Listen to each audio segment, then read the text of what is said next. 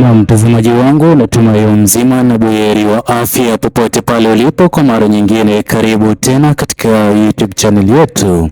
Mtazamaji wangu, ningependa tuweze kuangazia baadhi ya matukio yanayozidi kushuhudiwa huko Zambia. Mtazamaji wangu, ni jambo la kusikitisha baada ya wananchi kuamua kuchukua sheria mkononi mwao, kukabidhiana na baadhi ya mawaziri waliokuwa wakihudumu katika serikali ambayo imeweza kupoteza katika uchaguzi ulioweza kupita. Mtazamaji wangu, ningependa utazame kipande hiki cha video ya hali halisi, ila ni vyema uweze kusubscribe, like, comment na kushare video hii. Na mtazamaji wangu, kwa kweli ni jambo ambalo hivi sasa linazidi kugonga vichwa vya habari, ya kwamba siku zote maafisa wa polisi wanapaswa kulinda wananchi na sio kulinda viongozi walioko madarakani. Hii ni wazi kwamba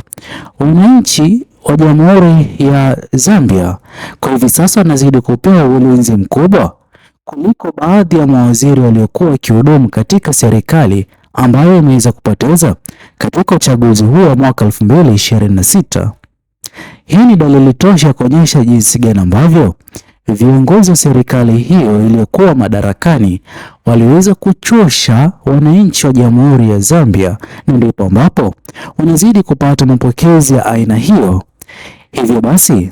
mtazamaji wangu, hii hapa inajaribu kuweka taswira ya kile ambacho kinazidi kushuhudiwa katika Jamhuri ya Tanzania kwa hivi sasa. Mtazamaji wangu, ni nadra na ni watu wadogo mno ambao wako na mapenzi ya dhati kwa viongozi wakuu wa serikali ya CCM, na pia sote tunafahamu kwamba aina ya uongozi tunawazidi kushuhudia katika serikali ya CCM ni sawa na uongozi uliokuwa ukiongozwa huko Zambia, ambapo serikali hiyo imeweza kupoteza katika kinyang'anyiro cha urais ama kutafuta serikali mpya kwa mara nyingine, na wale walioweza kuchangia mabadiliko haya kufanyika. Kweli watu huenda kaweza kuangazia vijana Gen Z, ila serikali binafsi iliyokuwa madarakani ndio imeweza kuchangia kupoteza katika uchaguzi huu ulioweza kufanyika mwaka 2026, kwani idadi kubwa ya wananchi wa Zambia waliweza kuchoshwa na serikali hiyo, na ikaweza kufikia hatua ambapo wakaweza kuamua kiongozi yoyote yule aliyekuwa akienda kinyume na baadhi ya wananchi ama maagizo yaliyokuwa yakipendekezwa kufanywa na wananchi wa taifa la Zambia, basi itakuwa ni muda mwafaka kwa kiongozi huyo kunyang'anywa kila alichoweza kukipata katika serikali ambayo imepoteza, na pia chochote kile ambacho kiweza kuchangiwa na wananchi basi kiweze kupewa kiongozi ambaye ataweza kuwa tayari kuhudumia wananchi hao. Mtazamaji wangu, ni jambo ambalo hivi sasa linazidi kuzungumziwa kila kona, kwani aina ya uongozi ama serikali iliyokuwa ikiongoza taifa la Zambia ni sawa na kile ambacho Rais Mama Samia Suluhu Hassan anazidi kukifanya hivi sasa katika Jamhuri ya Tanzania. Hivyo basi, sote tunafahamu kwamba uongozi wake Rais Mama Samia Suluhu Hassan sio uongozi ambao utaweza kumlazimu kubaki madarakani zaidi ya miaka 50 ama 20 ama hata 10, bali huenda hata baada ya miaka 5 kwa yeye kuhudumu madarakani kutaweza kuja nafasi ya wananchi kwa mara nyingine kupiga uchaguzi mpya ama kupiga kura, ambapo wananchi hawa, kwa kuwa wao ndio ambao wangependa mabadiliko katika serikali iliyoko madarakani kwa aina ya uongozi tunaozidi kushuhudia kwa hivi sasa, mtazamaji wangu, utakuwa nadra sana, hasa kwa matukio tuliyoweza kuyashuhudia katika uchaguzi uliopita. Rais Mama Samia Suluhu Hassan na viongozi wa CCM baadhi yao kupigia kura. Haijalishi ni ngazi yoyote ile ya afisi ya kisiasa, itakuwa ni vigumu kwa viongozi hao wa serikali ya CCM kupewa nafasi kwa mara nyingine kuongoza Jamhuri ya Tanzania, ambapo huenda tukaweza kuishia kushuhudia matukio kama hayo tunayozidi kuyashuhudia kutoka katika taifa la Zambia, ambapo Huko Zambia, baada ya uchaguzi kufanyika, serikali iliyokuwa madarakani iliweza kujaribu mbinu zote kwa ajili ya kuzuia chama pinzani kushiriki katika uchaguzi wa mwaka 2026, ila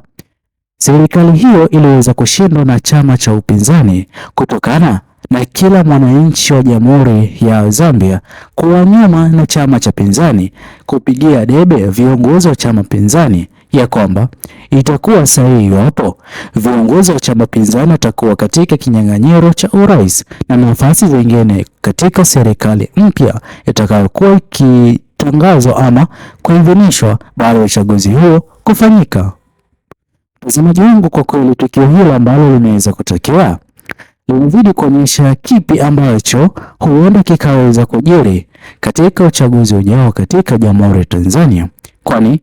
hivi sasa sio siri tena, bali idadi kubwa ya wananchi wa Jamhuri ya Tanzania hawana imani na viongozi walioko madarakani. Hivyo basi, kwa njia moja ama nyingine, huenda tukaweza kuanza kushuhudia matukio ya aina hii kipindi na wakati ambapo uchaguzi utakuwa umeweza kufanyika. Pia hapo utatuambia iwapo leo hii kwa jinsi ambavyo chama cha CCM kimeweza kupoteza umaarufu wake kwa kila mwananchi wa Jamhuri ya Tanzania kulinganisha na chama Chadema ambapo kinazidi kuimarika siku baada ya siku, umaarufu unazidi kuzidi. Pia Mheshimiwa Tundu Lissu, kesi inayozidi kumkabidhi inazidi kumpa mizizi mikubwa ama kuimarika zaidi kisiasa kutokana na mataifa ya kigeni kuendelea kufuatilia kesi hiyo yake Mheshimiwa Lissu, ambapo ushindi wa awamu ya kwanza umeweza kuupata katika mahakama ya rufaa. Hapa mtazamaji wangu, iwapo uchaguzi ungeweza kufanyika, chama Chadema, chama cha CCM leo hii kwa hali tete kisiasa katika Jamhuri ya Tanzania,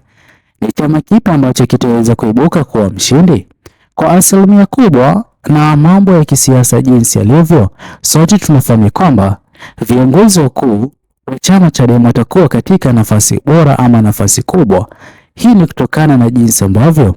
wengi waliokuwa wakifuatilia chama cha CCM waliweza kuhamia chama Chadema baada ya kugundua ya kwamba viongozi wakuu wa serikali CCM ni viongozi wanaozidi kujali maslahi yao binafsi na kutojali mwananchi wa kawaida wa Jamhuri ya Tanzania, ambapo hilo halipaswi ama halitakikani, kwani viongozi hao ni viongozi wanaozidi kupigania afisi za kiserikali ili kujifanikisha wao binafsi na sio kusaidia Jamhuri ya Tanzania kusonga mbele na hata kuimarika kiuchumi. Kwa hiyo, kwa tukio tuliloweza kulishuhudia huko Zambia,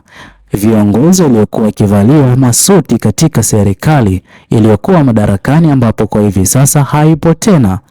kurushiwa unga, kurushiwa uvumbi, maneno makali, kejeli. Mtazamaji wangu, inazidi kuonyesha jinsi gani ambavyo mwananchi wa kawaida wa Jamhuri ya Tanzania atakuwa na mchango mkubwa katika uchaguzi wa mwaka 2030 ama 31, ambapo huenda aina ya uongozi ambao serikali ya CCM inazidi kufanya kwa hivi sasa ukaweza kujutia uchaguzi mpya utakapokuwa umeweza kuitwa ama kuratibiwa kufanyika tena. Je, mtazamaji wangu, wa mtazamo wako ni upi? Tuachie maoni yako katika uwanja wa comment section. Muhimu kabisa uweze kusubscribe, like, comment na kushare video zetu. Bye bye until the next video.